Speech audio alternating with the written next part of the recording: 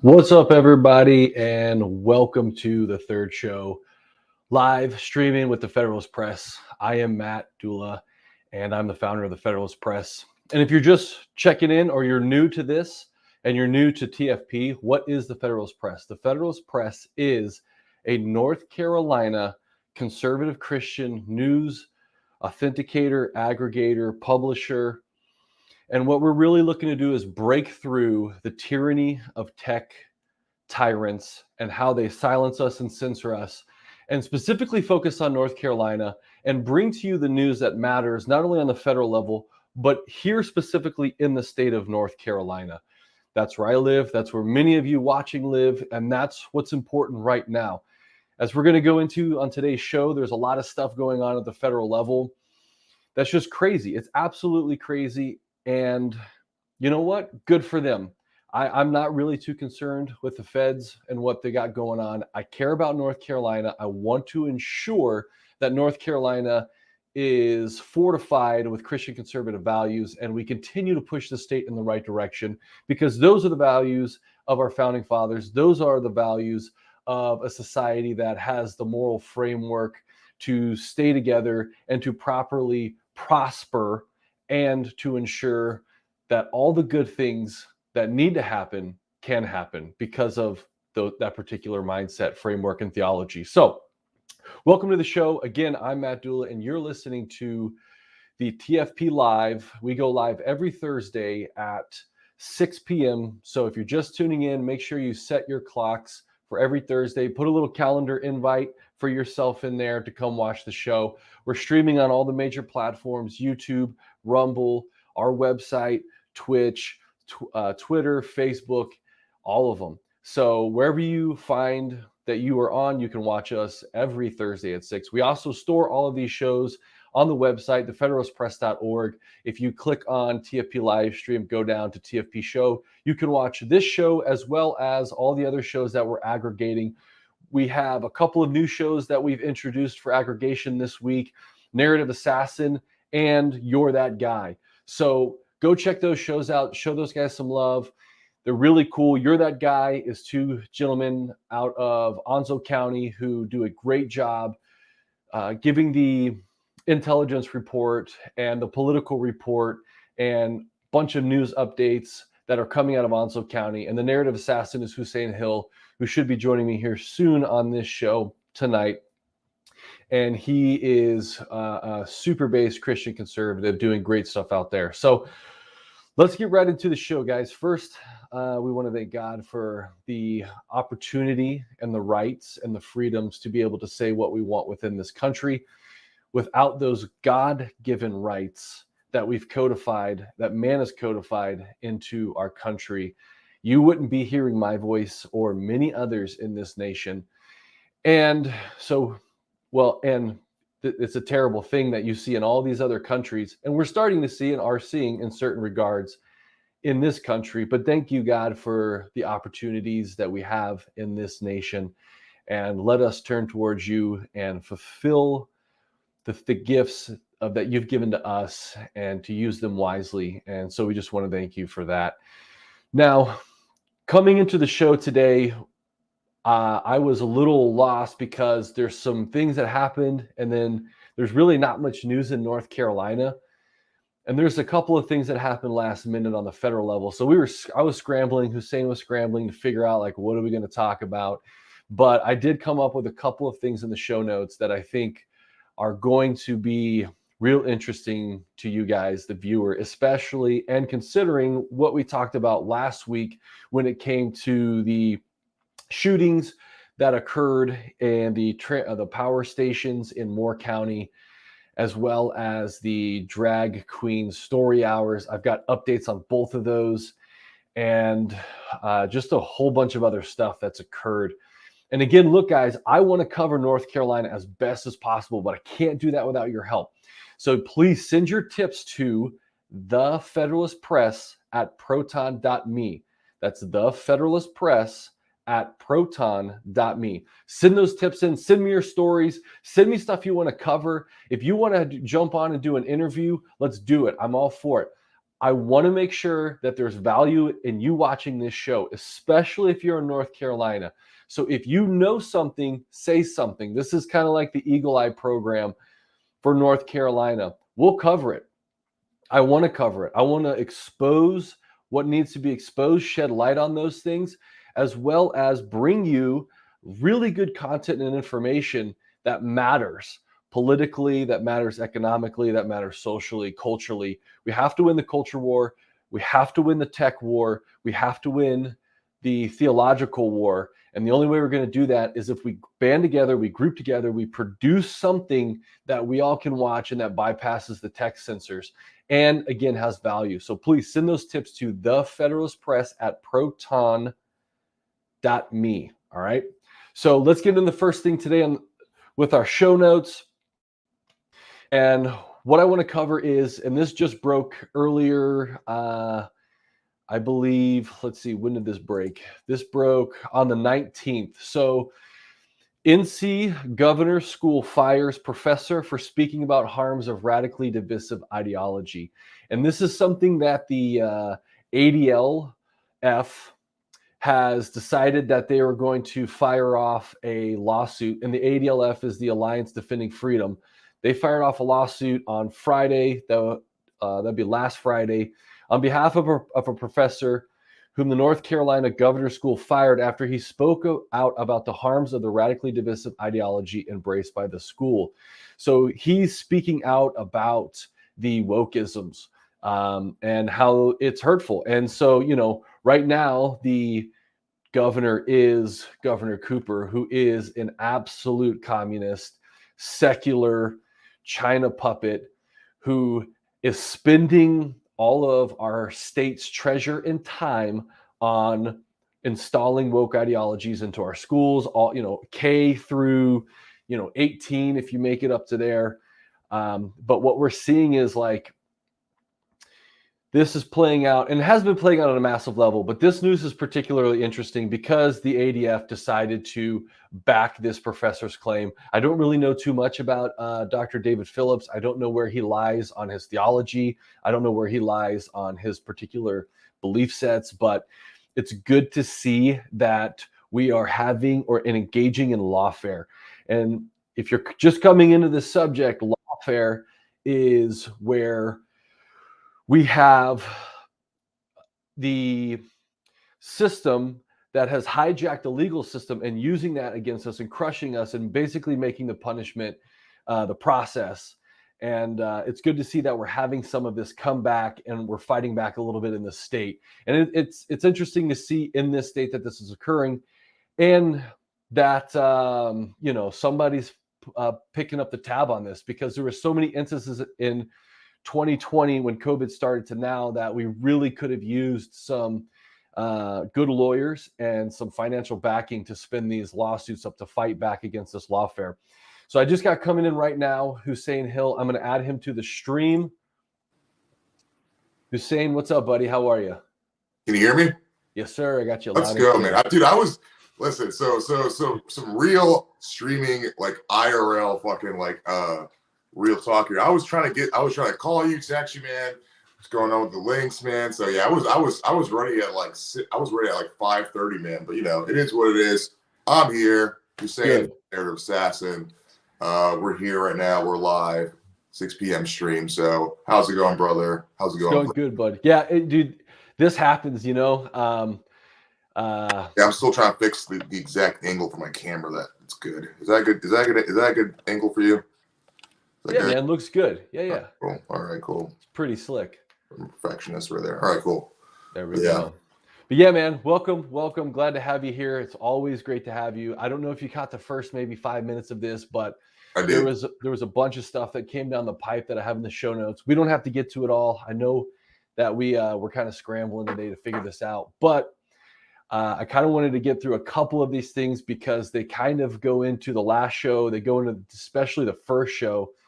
And the next thing that I was going to get into is, I don't know if you've heard about this, but they had a reporter who went undercover into a drag queen Christmas show in Texas that was advertised for all ages. And what he pulled out of that was completely Oh, you mean the like show? You mean the show in Buffalo, like via the Tucker Carlson show? it might have been this one. This one came out on the 15th, so Tucker might have covered it since then. But this is the all ages drag queen Christmas show that started in Texas, and man, I've got to tell you the pictures that are coming out of this. I'm pretty sure, I could be wrong, but I'm pretty sure it's the one that Tucker covered that we posted here on the TFP and Twitter page. And yeah, it's pretty disgusting with like the guy with the fake breasts and whatnot, and like the half naked dudes dressed as like reindeer or whatever. Yes, yeah, that's it. Yeah, it's disgusting. It's horrifying. Yep, absolutely, man. It's horrifying. It is horrifying. Completely disgusting, dude. And this was marketed as all ages, and yeah. if you're just tuning in, right, and let's say that you're not, you don't prescribe to a very intense Christian following or even a conservative following. Let's say you're in the secular side of the house, or you're a classical liberal, or you are maybe even a leftist tuning into our show. How do you justify this? Like, how do you justify exposing kids to this? There's just no way. I mean, well, it's funny you mentioned that, because I was in a space earlier, maybe 2 days ago, about this kind of conversation about the direction of the country, and it's like, here's the hard truth, because I'm a hard truth guy, right? I'm a guy. I'm the guy that's going to tell you how it is. And so when it comes to these centrists and classical liberals, man, we love you, God loves you, but enough's enough. Enough's enough with your obfuscating. So, like, essentially, for those of you, and listen, there are people that support the TFP who are sort of that ilk, but they understand. I've spoken to people personally that what we are trying to do, what other real pages are trying to do, is trying to create a conversation about the future and the vision of our country. And the future of our vision of our country is going to be salvific. It's going to be Christianity. So if you're not about that, I mean, essentially, if you're not about like an actual Christian moral message, you're going to keep seeing these abominations occurring. It's just going to keep happening. There's no way out of it. Egalitarianism is not going to save you. Centrism is not going to save you. Classical liberalism is not going to save you. It's not going to gays against groomers is not going to save you. What's going to save you is a salvific message of Christ first. And so, I think this is the real thing that we need to understand. Especially when it comes to people of our age group, like millennials, and Generation Zoomers in particular. Those two generations, I think, are really engaged with the online conversation, really engaged with the culture. And we need to understand that we are the last front of our civilization, and so the gloves are off. And I say it with love. I say it with Christ-like love. Like, we love those who don't believe. We love those who are maybe lukewarm about their faith. That's fine, but like, at the end of the day, we're trying to save our nation, and so this idea of like centrism and moderation in the face of things like this, it cannot be tolerated any longer. I'm sorry, it just can't be. It can't be. Sorry. Yeah, it's just amazing that this happened in Texas, right? Texas has historically been one of the more conservative strongholds. And, to our point in the last show and the show prior, this kind of stuff, it's victory lap. This isn't they're looking to win something. They've already won the culture war with this. They've already won the delineation of our value systems and the attack on our theology and our religious beliefs. And so they have a free pass basically to do whatever they want. And this is what they're choosing to do with it, which is to continue indoctrinate your children, sexualize them, disassociate them from normalcy that creates fragments in their mind, in their soul, in their being, to where the enemy is allowed to come in through those cracks and take over and hijack and subvert. And this is just horrible, man. It's got to stop. And exactly. And so, at the end of the day, to a certain degree, people like me and Matt we're evangelists to a certain degree, and I think that's kind of a scary word for, like I said before, millennials and Generation Zoomers, but less Zoomers, more millennials. Like millennials, we're like the last generation of decadence and sort of secularism and basically non-action. But for those of you who are millennials, those of you who are Generation Xers, we are, if you go into our page, TFP, it says a Christian conservative, North Carolina, journalistic aggregator. Those terms mean they're not meaningless. When we say Christian conservative, like, we are Christians, and so I think what we need to start doing, really, personally, and honestly, all the engagement I've been having, because for those of you, I think a lot of you know who are watching this, I'm the guy I'm the guy that's in the spaces. I'm the guy that's like really doing a lot of the engagement here on Twitter, socially. And so when you're talking to like TFP in the space or Twitter space or like online, you're most likely talking to me, and I think you guys know that already. But one thing that I think that we need to start embracing as young Christians is the sort of evangelical spirit and the apostolic spirit of our faith, which is like, we're trying to spread the good word. And so, for a long time, I even questioned this too. I'm like, do I really want my message to be this, super Christian, super faith-based thing? I don't want to be, I don't want to be preachy. I don't want to be whatever. And then I sat back and thought, like, well, if it's the truth, it's the truth, and that's it. And so it's not even a matter of strategy at this point. It's just like telling the truth. And the truth is Christ, and the truth is salvation through Christ. And so when it comes to things like going back to the original story, when it comes to things like drag queen story time, this is an abomination. This is an abomination, and we need to stand against this abomination. There's no middle ground, and I'm very sick and tired of so-called conservatives, so-called Republicans trying to find a middle ground with this. You can't. So for people who are involved in, we'll say not heterosexuality, and people who are involved in like sexual deviancy, we love you. Christ loves you. You got to repent. And for those of you on a political level who are seeing this happen, you need to not encourage this. I was talking to a few months ago, I was talking to a fellow Christian. He said that people on the right who encourage this kind of stuff, whether it be through like, gays against groomers or a lot of this sort of like conservative LGBTQ nonsense, he's like, it's cynical. It's a form of cynicism, because they're not really trying to actually solve the problem. The problem is a lack of sexual morality, a lack of faith, and lack of chastity within our culture, and this is what you get. So it's sad to see. It's disgusting to see. But like, if we keep allowing this sort of behavior to be normalized in our society, you're going to see way more worse things than drag queen story time. Mm-hmm. Yeah, and you touch on some really good points, Hussein. One of them being, and let's reframe this in the political party spectrum, right? One of the things that you've touched on that I think we should expand upon is there are so many people who are tired of the uniparty system. And in North Carolina, we have a Republican Party that has good intentions, but there's no follow through. There's no. So nicer than I am. You're such a nice guy. So the dynamic is Matt Dula is the good cop. I'm the bad cop. That is the TFP dynamic right there. This is nice yes, guy. Brother.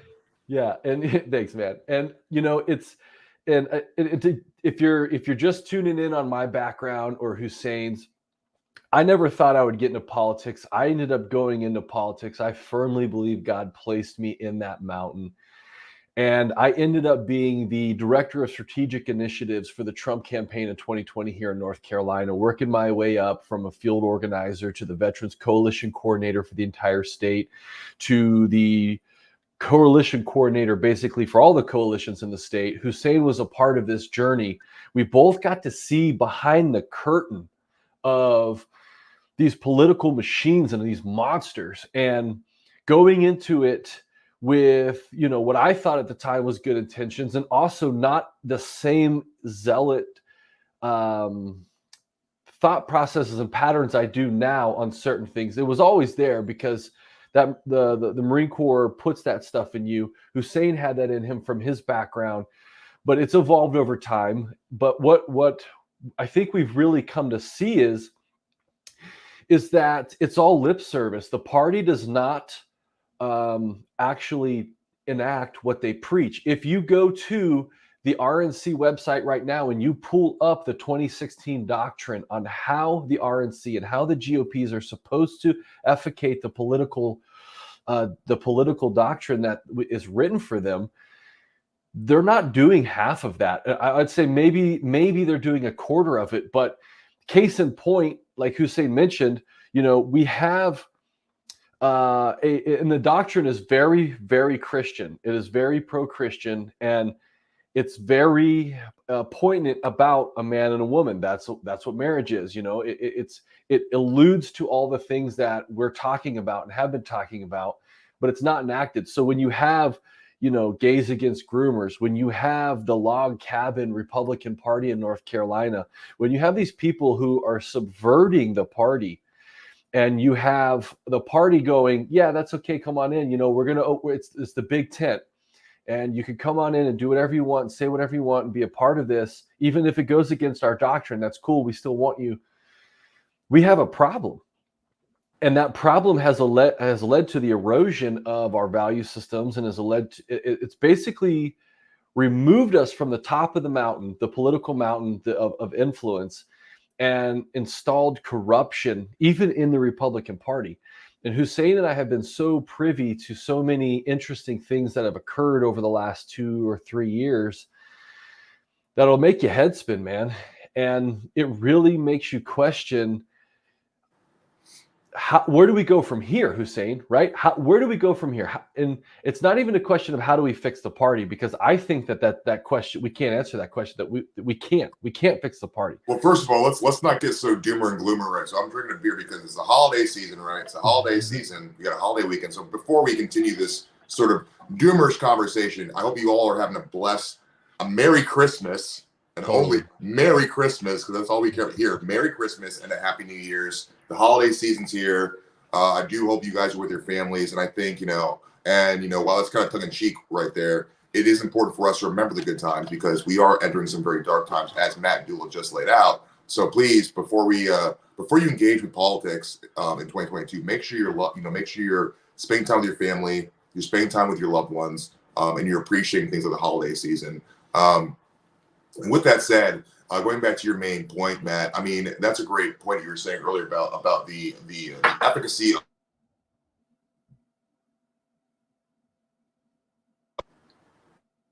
Hold on. Sorry, I just got a call. I apologize. No, give me a second, man. I'm going to try to do. That's okay. Well, while Hussein's handling the technical difficulties, he's absolutely right. There's, even if things are getting worse, which it looks like, God will keep us. And we have to get in the fight, though. That's the thing, is we can't just sit around and believe in a celestial butler who is going to remove all of our problems and course correct the world. That's not how this is going to work. It's going to require you getting into the fight, you learning and getting educated, spending time in the Word, and really spending time with God to get that heart and mind position to use those spiritual gifts that is given you to actually do something in the world. And then we won't have doom and gloom anymore. So sorry about that, man. Sorry about that. Yeah, no worries. I'm always getting calls. I'm a very popular guy, guys. But to your point, Matt, about what we got to do. I mean, like you said, the first thing is acknowledging that the current infrastructure is nonsense. The current infrastructure, the current GOP, the current Republican Party, it's BS. Quite frankly, there's no way to say it. And there's a lot of good people in the party who I love and who I respect. And I had a conversation with some folks across state lines the other day. Many of them Southern, like sort of MAGA, patriots, and many of them who were like actually running for office. And I told them, I'm like, listen, that's great to be in the office. It's great for you to be involved in the infrastructure, but we have to create a culture that exists parallel to the infrastructure. That's the way, Andrew Torba of Gab understood this. And a lot of people laughed at him for a long time. And we can debate about the efficacy of Gab versus Twitter or Gab versus other sort of like social media outlets, but Andrew Torba's philosophy, irrespective of his company, is the truth. We need to create these sort of parallel infrastructures and parallel cultural paradigms that exist transcendent of the fate of the party, because the party is temporal and it's temporary and it's clearly failing. So yeah, and I agree. And what I want to do is inject one thing. It's a premium economy because it's God's economy, right?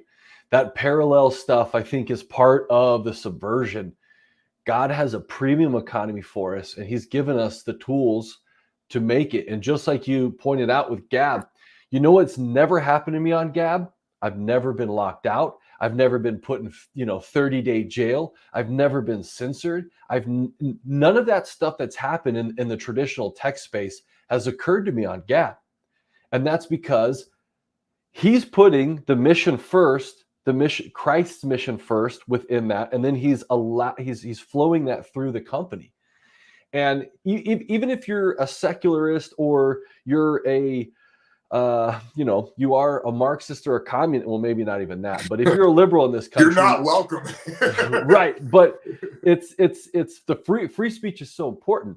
When you don't have free speech, and right now in this country, and if you want to go watch last week's episode, we don't even have free thought anymore, Hussein. Mm-hmm. Well, yeah, I really want to like investigate and rather explore that conversation, because so for many of you, we got a lot of guys, we got a lot of people who follow the TFP brand. We got a lot of Groypers, we got a lot of America First guys who are like loyalists to the Cozy.tv channel, and I'm sure a lot of you guys have seen this or heard of it before. But so for those of you who are not aware of that channel, please check out Cozy.tv.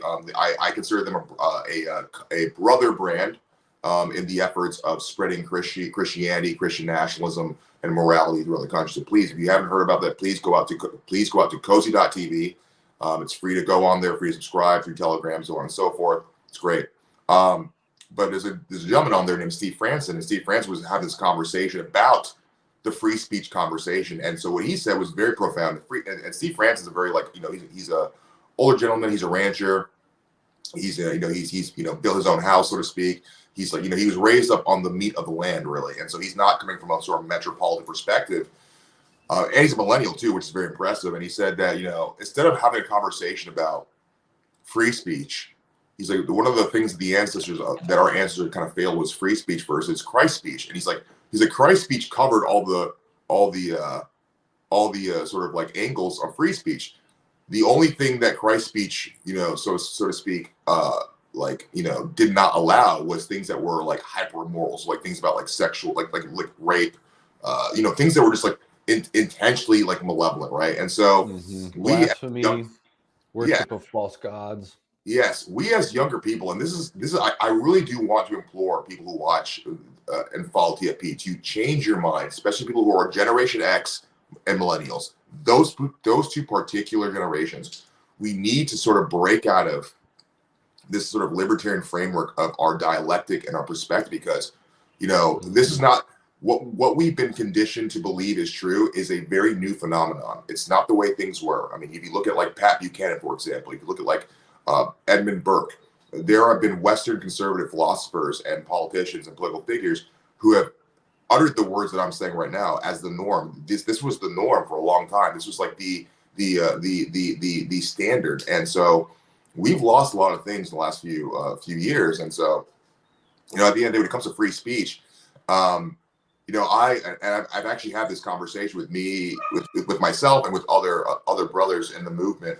And I've actually asked for like some feedback. I'm like, am I being silly about this whole, free speech absolutism? And a lot of brothers have been like, hey man, like, you're not being silly, but you're being too nice. And the idea is that free speech it's like anything else, right? It's like free speech is not a right. It's a luxury that a certain stock of people are allowed. So like the same speech that me and Matt Dula should be allowed should not necessarily be granted to like a pedophile, right? I think we can all agree on that, right? Because there are plenty of pedophiles or maps, as we now call themselves, who are like, I don't have sex with kids, but I like kids. Like, well, should that person be in the conversation? Like really, like what is that person bringing to the conversation? And I think we need to start asking ourselves this real hard issue. Like, what are people who are espousing, treasonous, heretical, degenerate things? What are they actually bringing to the overall canon of Western civilization? And if they're not bringing a lot of stuff, we need to make a hard decision as young people, as the next generation of this movement and this conversation. Be like, you know what, man? God bless you, but maybe you don't deserve the exact same sort of speech that people like me or Matt Dula or Mark Robinson or many other figures on the right who are Roger Stone, Nicholas J. Fuentes, so on and so forth, who are trying to speak about things that are relevant to our nation, to our faith. Maybe you don't deserve that. Carrie Lake, for example, where's Carrie Lake's free speech? Carrie Lake has been embattled with the stealing of the election in Arizona since literally the following day of the midterm day of elections. Like, and she's been there, and no one, like, where's her freedom of speech? She's someone that should be definitely espoused, and she's the one that should be promoted with her free speech because she's fighting for something that's righteous. I don't think that someone like these drag queen degenerates that we saw in the Texas show, there's nothing beautiful or divine or moral about what they're offering, and maybe they have relinquished their right to expression via their expression. Mm-hmm. Well, I do know that our message is probably the most hated message on the planet. It's even more. It's interesting. The Zionists talk about anti-Semitic language. The ADL will push that anything is anti-Semitic, but nobody is ringing the alarm bells on all of the anti-Christian rhetoric, right? And that eclipses any amount of anti-Semitic things that are pushed and shoved down your throat through the MSM are but a tiny fraction of the anti-Christian rhetoric, the anti-Christian censoring that's occurring in this country and worldwide. So it blows my mind that we have to, and that's the whole reason why something like the TFP even exists, because people tried to shut me up. And it was like, wait a second. I did 2 tours. I went to Afghanistan, rock and rolled, came back, went on a MEU, rock and rolled, came back. I understand what the fundamental difference is between what I'm afforded in this country and what I'm not elsewhere. And since I got out of the Marine Corps, it has been this mission creep of the woke secular agenda to shut me up and to shut you up, Hussein, and to shut everybody else up out there, right? Yeah, man. I was in a Twitter space literally this morning with a younger gentleman. I think we had a conversation about this. I'm not going to go too much into it, but basically, and I had to divulge this younger gentleman. I'm like, dude, and I'm not here to expose all the personal struggles in my own life here, but people like me and Matt, we've been through the ringer, man. We've been through the system when it comes to GOP involvement. We've been through the system when it comes to ground level activism. We've been through the system when it comes to literal, I've lost jobs. I can't go certain places in North Carolina, and I mentioned this in the last episode that I was on in the show. I'm banned from, and I accidentally said the word, I'm banned from the state of North Carolina. Essentially, I'm being banned from the state of North Carolina. But I'm being banned. I am currently banned from the city of Chapel Hill, North Carolina. That is a fact. I cannot go there. And there are places here in Raleigh, North Carolina, where I live. They're trying to do the same thing to me right now, where they're just arbitrarily, telling my friends or even me, "Oh, you're not welcome here. You're not welcome here." It's just on a whim. That's the life that people like me and Matt, who are out there in the public, saying the things that we say and doing things that we do. We have to risk these things. I take it as a badge of honor in the sense of this is what Christ has called me to do. But on a real personal level, it sucks, man. It's hard. It's not fun. It's not a fun time, It's just not a fun time. And so you know, like, but with that said, we're still going to push through. We're still going to do what we got to do. But like, you know, and I love the fact, Matt, that you brought up the whole conversation, because like I posted via TFP page a screenshot of my statement from Gab about Hanukkah this year, and there's been a lot of ADL style, you know, politically Jewish style gaslighting of the rest of us, of like, remember the Holocaust, remember the. It's like, listen, whether you're Jewish or Christian or whatever, the holidays is a time for love and family. It's not a time for gaslighting people into remembering the fucking Holocaust. Pardon my French. And that's all that's been happening with these people. And it's like, dude, listen, and like Matt said, we're a Christian country. Like, Christ first, man. Like, and I was talking to an associate of mine who you met before, an IRL, young guy, very quiet but a good guy. And he said, you know, he's like, I know we got to be mindful of, you know, the tilt towards anti-Jewish sentiments. So, but what about Jews and Judaism that hates Christianity? What about that conversation? And no one's having that conversation. You know, I've seen on Twitter right now, I've seen various Jewish groups who are openly crapping all over Christians. They are doing it this Hanukkah. It's happening. I'm seeing it on my timeline. It's disgusting. It's disgusting. And that's what the TFP has been designed for, is a space where we can have conversations outside of tech censorship. And this comes back to the original topic kind of that we're talking about, which is this freaking programming where it's so insidious. It's no longer a censorship of what you say digitally or what comes out of your mouth. It is censorship in your mind. The ADL has probably infected your brain to where you now stop yourself from thinking things that you know if you typed on Facebook is going to get flagged. And that's the kind of censorship they're looking for. It's not enough to just make sure that we punish you for posting something that goes against the narrative. And this doesn't have to be from the ADL. This can be from anything out there in the world, right? It's not enough to just punish you because you dared to post something that went against the narrative, like, you know. And also too, not to interrupt you, Max, you're on a roll. I'm sorry, but like, what I'm gonna start doing, I'll start with this live stream. I'm gonna start pinning our live streams on our pages, like, and then waiting for the next live stream, and then we'll keep pinning basically the preceding live stream, so you guys can get a sort of like replay watching it, because I think you guys really would benefit from that. So I continue, man. I'm sorry, not to interrupt you, man. Yeah, no worries. You know, it's not enough that they censor what you post. They want to censor what you think. And that right there is the ultimate level of control and programming. Because if you have this gate put up in your mind to where you no longer can navigate things in your mind, and you're not free to do so, you are at a massive disadvantage. You are part of a population that is controllable.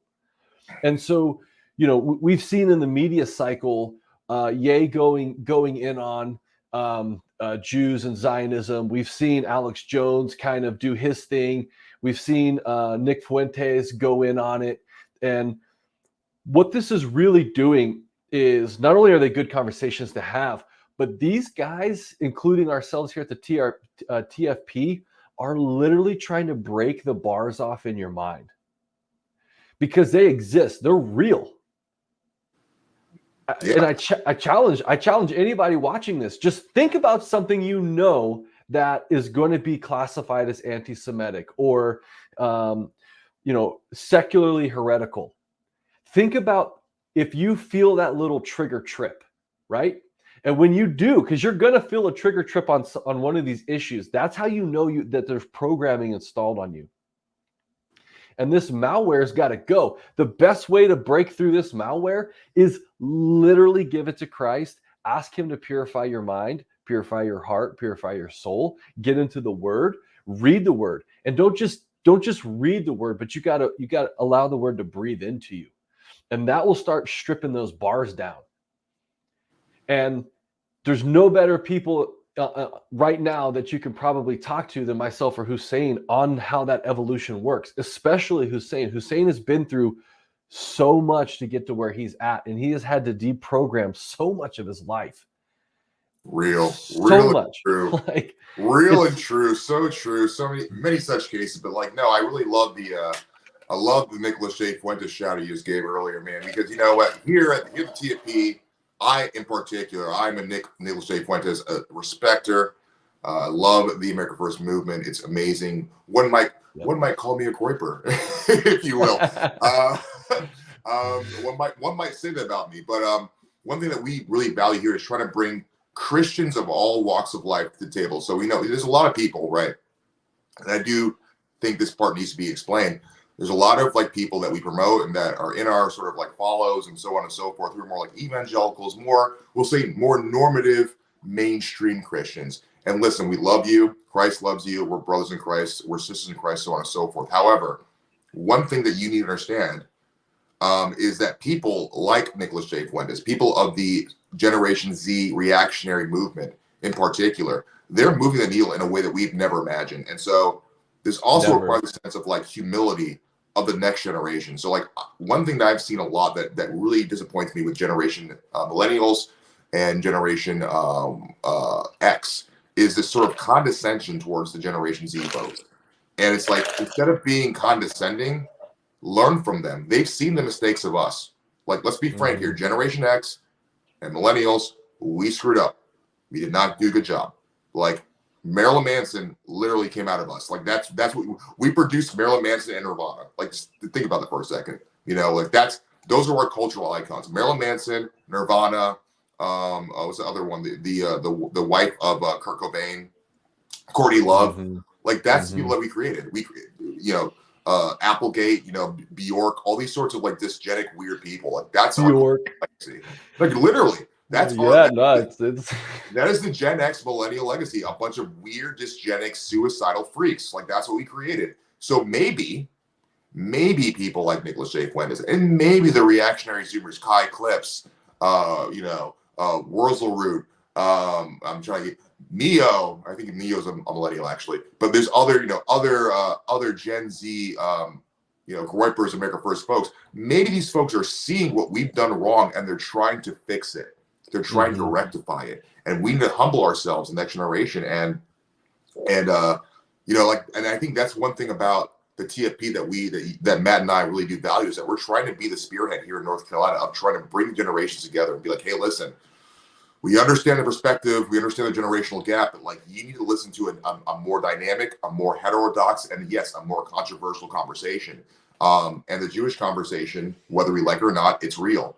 And we didn't create this time. We didn't create this. We're just living in it. Like we didn't create this problem. Totally. We're trying to survive it, man. And so, And Hussein, that's such a great point because we didn't create these problems. They're here. So what do? Do you bury your head in the sand, or do you get engaged and you fight back? And more importantly, to the multi-generational thing you're speaking of, it's so important to remember that you nailed it on the head. Humility is a real thing that we're lacking. These values that we've seen or we know of historically, or you might catch at a glance in how a real man handles his wife or his family or his kids, or a leader, whether that's politically or in the church or in your school or whatever, that you see who is engaging as a leader in a way that honors God and is very productive. We have forgotten how to interact with humans, man. This is part of the psychological operations, the secular operations against us, is to force us to segregate physically, and that creates, again, those fissures, those cracks of division for people to come in with nefarious plans and install this malware and spyware and rootware and everything else in your and brain. also too, not to interrupt you, man, but like also too to like kind of address the generational gap being bridged. A lot of the Zoomers that I mentioned, the AF sort of reactionary guys, they work with people like Roger Stone. Roger Stone is a legacy political operative. We all love Roger Stone here. Roger Stone's amazing. He's been around for decades. That man's been around for years.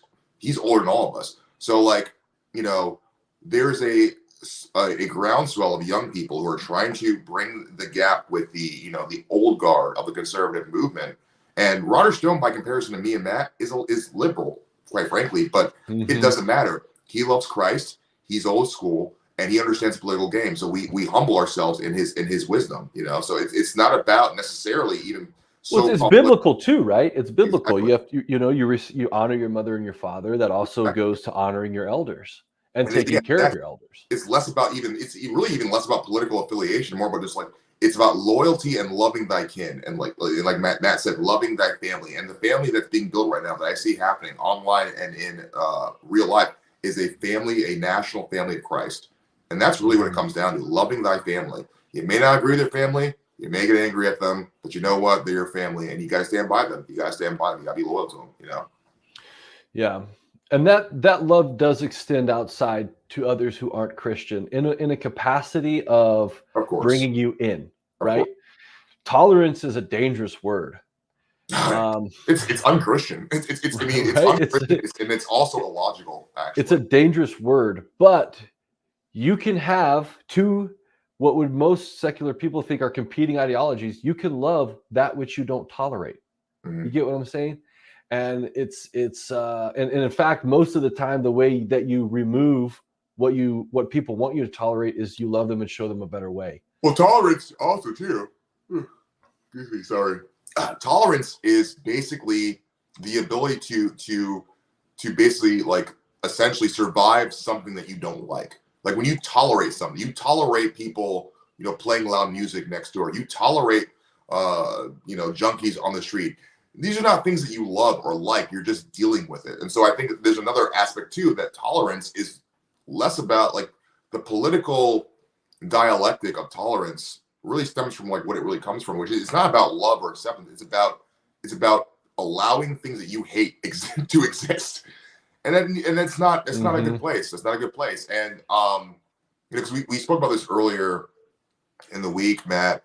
Do you want to kind of give because I think it would be very valuable to discuss as North Carolinians our views of like how North Carolina culturally, aesthetically, spiritually has sort of degraded. What's your view as a North Carolina? Like how do you feel about the direction of our once great state of North Carolina? You know, I've got a lot of thoughts on that. I have been in this state. I know you do, brother. Yeah, I've been in North Carolina since the beginning of 2001. My dad was stationed here. I grew up on the military bases of Lejeune and the air station.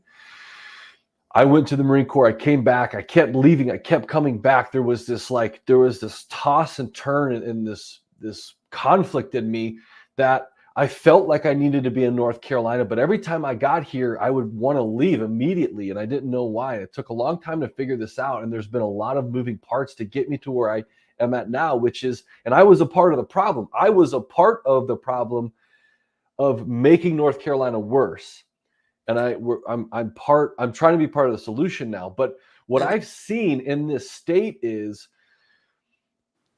we have in my opinion, one of the best states in the nation. In the nation, North Carolina geographically exists in the perfect place between the top eastern seaboard and the bottom eastern seaboard. We have some of the best industries here, and have had some of the best industries here. North Carolina furniture manufacturers, we're the best in the world. We have some of the best agricultural commodities and farmers in the nation. We can out-farm almost anybody. We can outproduce almost anybody. We have some of the smartest people, some of the best colleges, some of the brightest minds. But yet we have some of the most woke churches. We have some of the most secular politicians. We have some of the most compromising politicians. And I think that's really what I've noticed in 20 years is that the spirit of compromise, the creep year over year over year is so great now that we're on the verge of losing this state to wokeism, to secularism, to Marxism. It's scary, man. It's scary. Right. We're on that. We're right on the edge. I firmly believe, and this is TFP's mission, along with the other missions I'm involved with, which is the Carolina Conservative Training Committee.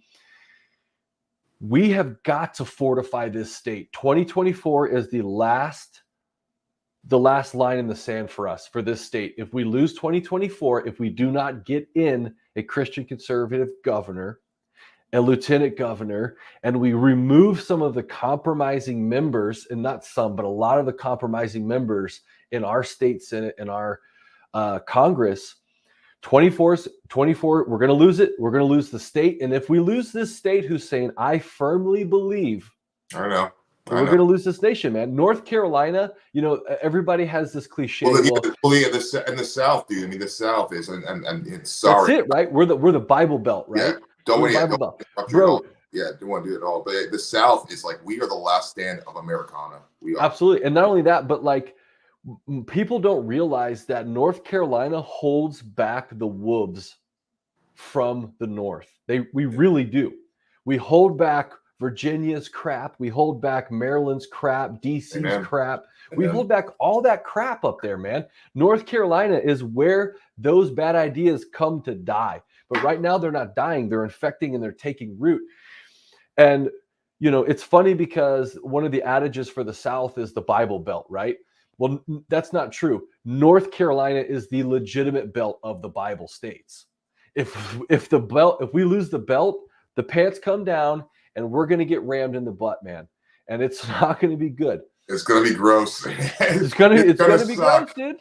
It's going to not be a cool time. But yeah, no, I mean, like, everything Matt just said is completely correct. And like, you know, I got deep roots here in North Carolina. My family, even though there was some schismatic nonsense that happened via my uncle and my father in the 70s with the family legacy, my family lineage essentially stems from Durham, North Carolina. So I have some deep roots here. I love this. I love this state. I love this part of the country.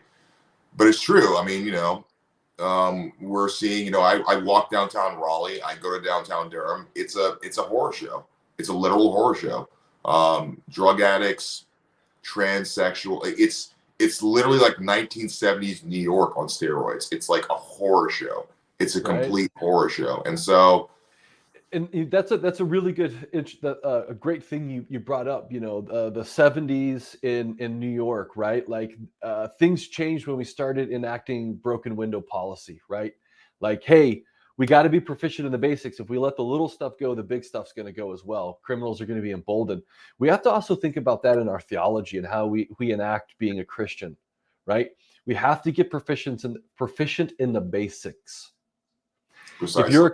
If you're a Christian and you don't know the basics of being a Christian, of what it means to believe in God and to believe in Christ and to follow this, then you're not going to be proficient, and you're going to allow this creep into the rest of your life. And then you're going to have this real talk. Every Christian should be at the very least doing the following things: going to church every Sunday if you can, unless you're sick, and praying every morning, every night at the very least, and reading your Bible when you can. Like, we have to. And Matt made a good point about that. We have to be confident in the expression of our faith. We absolutely do. And the knowledge, right? There's so many ways we're getting attacked right now, especially and specifically when it comes to the differentiation between Judaism and Christianity, right? Yeah, really. And so Christians have an extremely difficult time defending their faith. Case in point, and this isn't a knock on him, but Bryson, right? I think that's his name. Bryson Gray. We love Bryson Gray, by the way. Absolutely, totally. Assassin. I promote his music all the time on my socials. We love Bryson. I would love to get him on the show, right? Yeah. But that's a dude who I believe is a Christian and who is trying to walk the walk that he's talking, right? And he is actually affecting many people, you know, millions of people, right? And bringing them into this view. But he got on a video with Rabbi Tovia Singer. Yeah. And he was a deer, right? It was a deer in the headlights. And that's and that right there, that little video really ramped up my thought process, which is, wow. And also too, Bryson Gray is a Messianic Jew. And so, I mean, you know, like, even with that conversation, not to derail you, I want to stay focused on the point you're making, Matt, which is like, a lot of us, once again, Gen Xers and millennials, we have been psyoped into what it means to be Christian and what it means to be conservative. And so we've kind of made these qualifiers, right? And like Matt said earlier, I love Bryson Gray. I want everyone that follows TFP to go out and support, like, financially, buy Bryson Gray's music. Support that man. He's making good Christ-like music. So this is not a dog on that dude whatsoever. Love that dude, and he's also a tangential supporter of like America First as well. He supports Nicolas J. Fuentes, by the way, for those of you who don't know about that. But with that said, at the end of the day, we don't need qualifiers. We don't need to like kind of put like these asterisks on our Christianity. We're Christians. And so this is what Matt's getting to essentially, is that we need to be so erudite when it comes to defending our faith that we don't need qualifiers. I'm a this Christian. You're a Christian, and as an Catholic, obviously and you got to be able to back it up, because when exactly. you get into, and here's the thing, go get, like, literally, if you want to practice this, go get into an argument with another Christian about theology. It will be one of the easiest things you've ever done. Absolutely. Now go get into a theological argument with a Jew. I guarantee you, you're going to get your ass whooped. Depends. And the reason Depends on what Jew you're talking about. Yeah, politically right, active Orthodox, right? Politically active Jew. Yeah, you're right. Right, and the reason is because we don't even know how all of this evolved. For the most part, most Christians don't understand how all of this evolved, how we got to the point where we believe what we believe. We can feel it. We can feel the Holy Spirit. We can feel God's presence. We can feel all of the things that back up what we talk about, what we say, and how we think. But we have got to become, if we want to be true defenders of the faith, we have got to be so sharp in our knowledge and in the way that we can communicate our beliefs and our stances, that anybody can come up and they will crash against the rock. And that's where we have to get to as a body of believers. And we don't, because we're so busy doing this or doing that, or we got sucked into the world. And Hussein, that you make such a great point, man. It literally takes 5 minutes to get into the Word in the morning. Like, just, pray in the morning, man, pray at night, go to church. Like I was sick last weekend, so I couldn't go to Sunday Mass. And then this weekend I'm going to Durham, so I can't go to my parish. Things happen. We get that. It makes sense. But, totally. At the end of the day, and people, a lot of, it's very trendy. I'm not trying to judge, but I am judging. It's very trendy for Christians to be like, I'm non-denominational. I have no church. Well, you know what, dude? You need to go to church.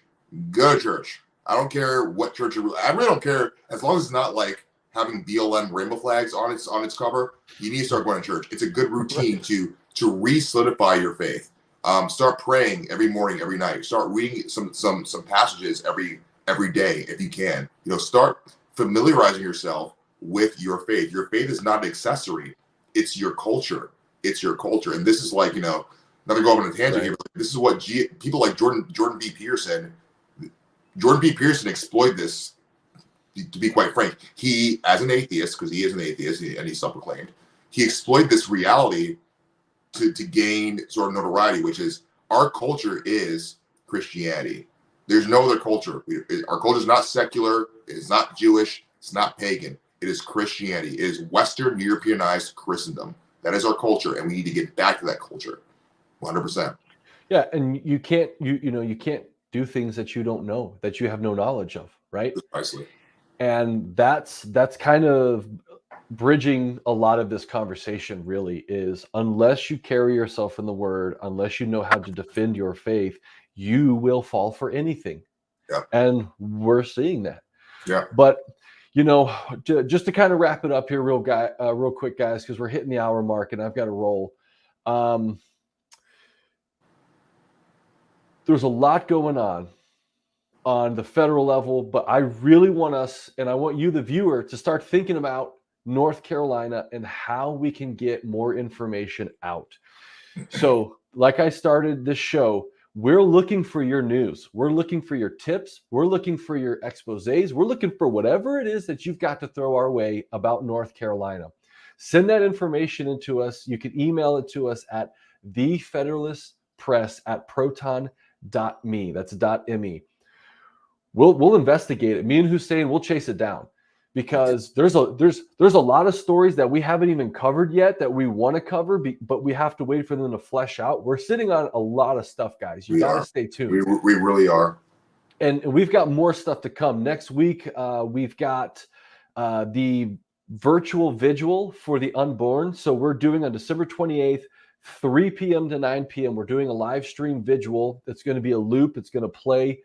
And what we're doing is we are hosting a virtual vigil. It's kind of our call to action to say, okay, how are we going to align 2023?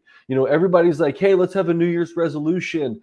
You know what? Resolutions don't mean shit unless you execute them. But we've got to have a good plan, right? And for 23, we have got to focus on this evil, insidious thing that's affected us with abortion. And not to give too much of the show away and what we've got planned, but we've got some really cool speakers lined up. We should do your show, though. A New Year's show would be pretty lit, though. We should do that. Yeah. And I'll wear my pit vipers and my super fucking like obnoxious like New Year's fucking blazer. It'll be fucking lit. We can do that. We should do that. It'd be fun. Yeah, New Year's show would be pretty cool. It'd be fun. But we've got Mark Robinson. He is going to be speaking on the show. We've got some pastors out of New Hanover County. We've got a lot of people coming to this show, bringing us stuff. The North Carolina abortion abolitionists are bringing us stuff to this show. And just real quick to kind of give you a headline, because of Roe v. Wade, North Carolina is now one of the number one abortion destination states in our nation. So our abortion numbers skyrocketed after Roe versus Wade. And we've got to realign our politicians. We've got to realign our culture. We've got to realign everything so we get this out. We can remove this, because it's just, this is how we started, right? 2023 is going to start with a realignment of our state and how we collectively are going to use our voices and our political power, our cultural power, our social power to say enough is enough. I don't care if you're a Republican. I don't care if you're a Democrat. Here's what you're going to do. You're going to start passing legislation or enforcing legislation that makes sense and looks like this. And that's how we're going to kick it off. So you can check us out at onevoiceforthevoiceless.org. That's the link. It'll take you right back to the TFP where we have this page. We're going to have polls. We're going to have call to actions. We're going to have prayer calls, vigil. We're going to have a place where you can write your state representatives. We've already pre-filled it out. You just got to add your name and click send and fire it off. Don't miss that. Put that on your calendar. That's going to be Wednesday, December 28th, 3 to 9 p.m. Then the Thursday following, we're going to have another TFP live stream. Put that in your calendar. Don't miss it. Please subscribe, like. If you're on Rumble, smash those buttons. Facebook, add us. Like, we need your support, especially if you're in North Carolina. This stuff isn't cheap, and it's important. And we're trying to ensure that you have a voice. Yeah, let me get some shout outs if I could. So absolutely, man. Absolutely. Yeah. So everything that Matt said, do it now. Do it now. Bam, smash that button. Right now. But besides that, follow me here. So like, once again, for those of you who are on Twitter, I'm gonna be the guy that's like heading on the sort of like interpersonal engagements here via the TFP brand, Hussein Hill. If you want to see my personal content, please go to YouTube, Hussein Hill. And you'll see in the description below and the about section as well, the platforms for my brand, which is Narrative Assassin. Please support Narrative Assassin. We are a Christian. Narrative Assassin is a Christian nationalist. We are a unabashedly Christian nationalist, unapologetically Western nationalist brand. And also, too, want to get some other mentions of people that we support and that we want to see rise as well. So please support Nzinga Johnson. Please support Sarah Kane, a.k.a. Crusader Gal. Please support Stephen Horn here in North Carolina. Those are all three North Carolina voices. They're great people. Stephen Horn does a lot of on the ground documentary and sort of work. We have Sarah Kane, aka Crusader Gal. She's a British import who lives in North Carolina, who's very in tune with like political analysis. And then you have Nzinga Johnson, a black woman from North Carolina, who's very, very much about like she's very focused on like trying to inform folks about like Second Amendment rights and their right to carry, so on and so forth. And also, too, and I'll say it again, because we support Christian nationalist movements. Go over to cozy.tv. Go over to cozy.tv. Support cozy.tv. Support these guys. Support the Groypers. Support the America First movement. These people are pushing the needle forward. God bless you. We love you. And like we're it's all going to work out because Christ wins in the end. ladies and gentlemen, he wins in the end. Yeah, and one more shout out. If you haven't already, check out our merch. It's over at purebloodpatriotusa.com. I own and control that. We don't make any money off that. All that money is getting dumped right back into the TFP so we can try to bring you better content, better show, better production quality. You can find it in the description below here, purebloodpatriotusa.com. The gear is pretty cool, guys. I'm wearing it right now. So yeah, this is our more of it. I need to start wearing more of it during these shows. Yeah, this is I have the exact same shirt, bro. I have the exact. I need to start wearing more of it, man. It's our Memento Mori shirt. I'm failing at brand recognition. I'm sorry. No, it's okay. But here's the deal, I have right? A flag, though. I have a flag. That's right. That gear is unabashedly Christian. Yeah. Like Memento Mori, we can go to the history of that, but just Google it. Don't look up the secular version. Look up where it came from in the world of Christ. Yeah, a lot of weird pagans will try to psyop you on that. Totally. But again, look, it's good gear. I literally wear it all the time. We have all the winter gear too.